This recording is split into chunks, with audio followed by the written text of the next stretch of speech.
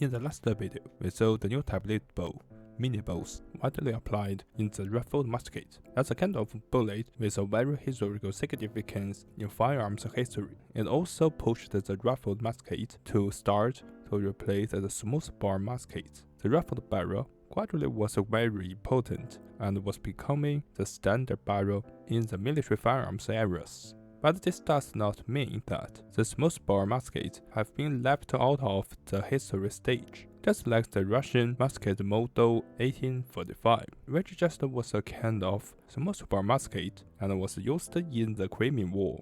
So, under this kind of situation, the corresponding new type of bullet type also appeared.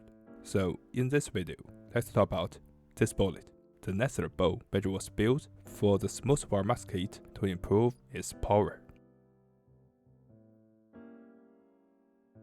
Around the years the 1850s to 1860s, the mini soft lead bows with a conical shape was constantly improved and developed after it was first introduced in 1847. And the Nestor bow was just a similar bow with a conical shape, and also it still was insealed in preparation of a paper cartridge. But the only different point was that the Nestor bow was developed for smoothbore muskets, but the mini bow was for the rifled musket. So from the bullet's history, we can find that the 19th century is really a significant and changing moment. In the middle part of the 19th century, the military firearms did not even go into the rifled gun barrel time totally. The rifled muskets and the smoothbore muskets were still in a mixed up situation serving in the military. But after the 1880s, in other words, after 20 to 30 years, the firearms almost escaped into the bolt action repeating rifled firearms time, and the black powder even was replaced by the newest smokeless powder very quickly. So we can even call the years the firearms revolution. Okay, now let's back to the 1850s. The Nestor conical bow. It was developed during these years by a Belgian captain, Nestor, and was intended to replace round bows in smoothbore muskets. The design ideas were similar with the contemporary mini bows. As we can see, the Nestor bow had a lead skirting and a short, conical, cylindrical look. In its base part, it had a conical hollow as well, which was similar with the late models of a mini bow that were built around the 1860s. Now, let our side come back and focus on its skirting part. This was also the secret that could be better than the common round bows. When open fire, the expanded gas that produced from the gunpowder after igniting pushed forcibly on the soft skirting base of the bullet, deforming it to form a better seal for consistent velocity, longer range, and accuracy. Speaking of which, I believe that you have found that during the years around from the 1840s to 1860s, and also were the years of the end part of muzzle loading musket and the early part of branch loading musket. It was similarly that almost all of the newer type of bullet bows had a conical and soft skirting base parts. Nestor bows also were used widely by several European countries, especially in the Crimean War from 1853 to 1856. They played a very important character in double sides in the battles, and were also used in the American Civil War. So according to the fact of using in the very famous wars, it must be a kind of good bullet, or a kind of bullet better than the old round bows at least.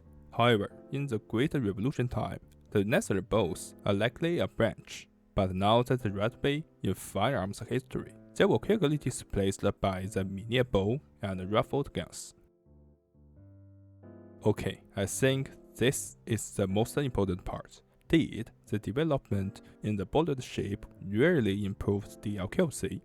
On paper, compared with the common round bows, when they were shot out of the barrel, they would pick up random spins after flying after a bit of trouble, and then tend to veer off the good line of hitting the target. As we know, in history, the military had to use the wildfire strategy to make up for the bad accuracy. Thank you for the muzzle loading forum. There is a friend who found a book published in 1866, which documented some data about the accuracy among the round bows, the nether bows, and the mini bows. At the 200 meters shooting at a 2 meter by 1 meter target, the round bow scored 35% hits. The original French nether scored 60% hits. The model 1857 mini bows was reportedly 78.33% at that range. Another 100 meters out, using the same target, the round bows had 25% hits. The nether conical bow with a hollow base was at 43.33% hits, and the mini bow at 63.33%.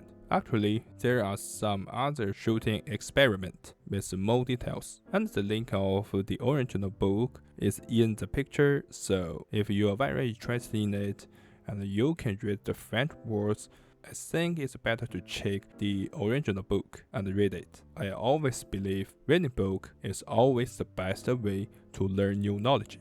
Only according to the data of shooting at the 200 meters target and the 300 meters target, we can find that the nether bow made the smoothbore muskets go into the next level, that even get close to the accuracy of rifled muskets. Finally, just like there is a 1.6 liter normal car's engine with a turbocharger. Of course, the owner can get 1.6 liter engine with 300 horsepower after modification and try to push this engine to the limitation.